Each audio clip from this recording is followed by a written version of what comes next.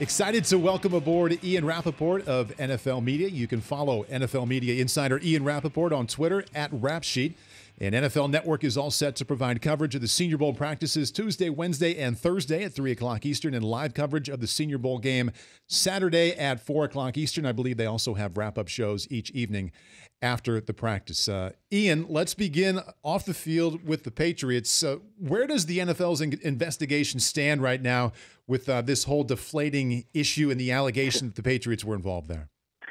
Well, the NFL is looking into it, and it's something they found out about after the Colts allegations late on Sunday, really when the report came out, and started making phone calls and trying to figure out what's what. And from my understanding, I know people probably want it to wrap up pretty quickly. I'm not so sure it will. I was told maybe the end of this week, maybe even early next week, depending on what they can figure out.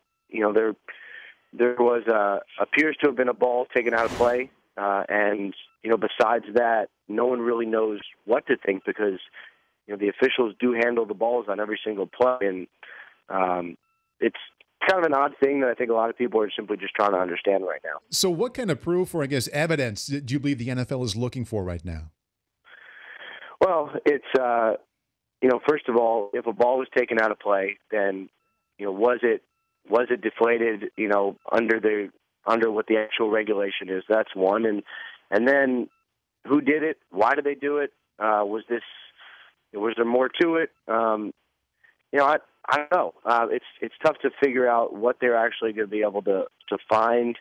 I think from a Patriots standpoint, the players and such seem to be a little amused by this, as in, I don't think this is why we won by 35. Or whatever. Right. But still, you go through the investigation, and it's one of those things that you can't laugh it off, even though it sort of seemed funny at the beginning, because this is the integrity of the game, and these are rules, and you got to see if anything was broken or not. Do you believe that the league office would be able to spend time interviewing Patriots staff or players now with their schedule leading into the Super Bowl? At this point, I don't know specifics of what that investigation would entail. But when the league dives into these things, they're extremely thorough. So I wouldn't rule that out, but I don't know that specifically. Getting into some of the vacancies that are still out there for coordinators, we see the name of Mike Martz. What are the chances that the Browns are seriously interested in hiring him? Well, the Browns are seriously interested in talking to a lot of people. Just making sure they exhaust all of their options. And, March was an interesting one. And, you go through this process and, we're going on 3.5 weeks now, this basically coaching search cycle. And, sometimes you hear things, okay, and then you go report. And then you hear something like Mike Martz interviewing, and you're like, maybe, let me call a couple extra people on this just because it sounds so crazy. But, he's been out of the game for a while. He wants to come back. He's a brilliant offensive mind. And, I don't fault the Browns for just kind of kicking his tires a little bit and see what's what, and maybe it's a fit, maybe it isn't. They've interviewed a lot of people. I think their search is probably wrapping up maybe in the next day or so. But, if you're going to talk to Mark Trestman and a bunch of the other creative offensive minds, you have an interesting player with Johnny Manziel. It's worth looking at every single option. Paul Burmeister sitting in for Dan Patrick this morning, also alongside my co-host Brian Westbrook. We're talking with Ian Rapoport of NFL Media. Staying with the offensive coordinator theme, what is the latest with former Broncos offensive coordinator Adam Gase? Well, Adam Gase spent Sunday and Monday talking to the Jacksonville Jaguars and, really getting a lot of interest from them. And then last night he went to Baltimore and interviewed with the Baltimore Ravens. And it seems his landing spot will be one of those two places. That's what it sounds like. Both really good options.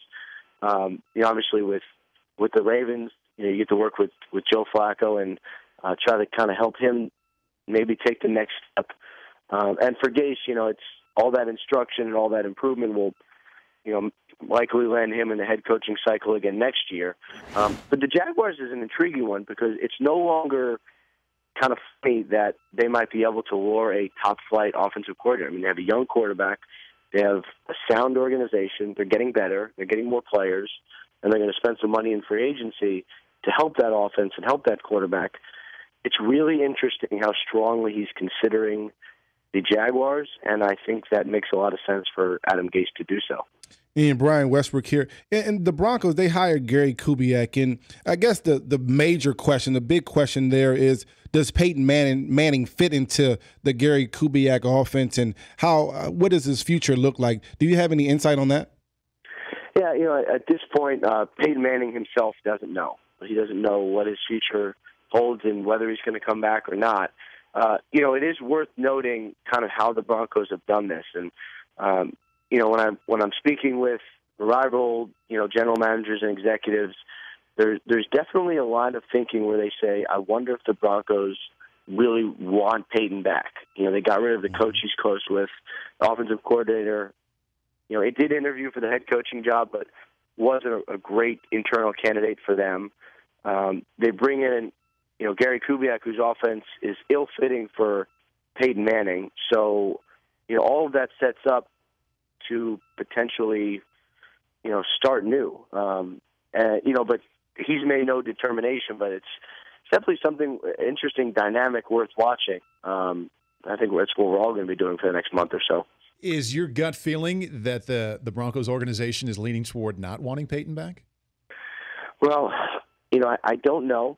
And I don't, look, when you get Peyton Manning back, that's basically, you're likely going to make the playoffs and you're going to be very good.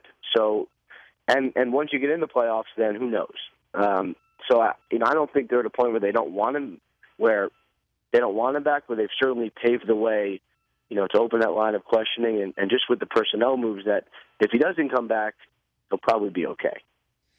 I know what the Mike Mayock's and Charles Davis's and Daniel Jeremiah's are doing down there at the Senior Bowl. They're evaluating all of the talent for what they're going to do for the next 3 months. For an NFL insider and an information guy, what exactly is Senior Bowl like?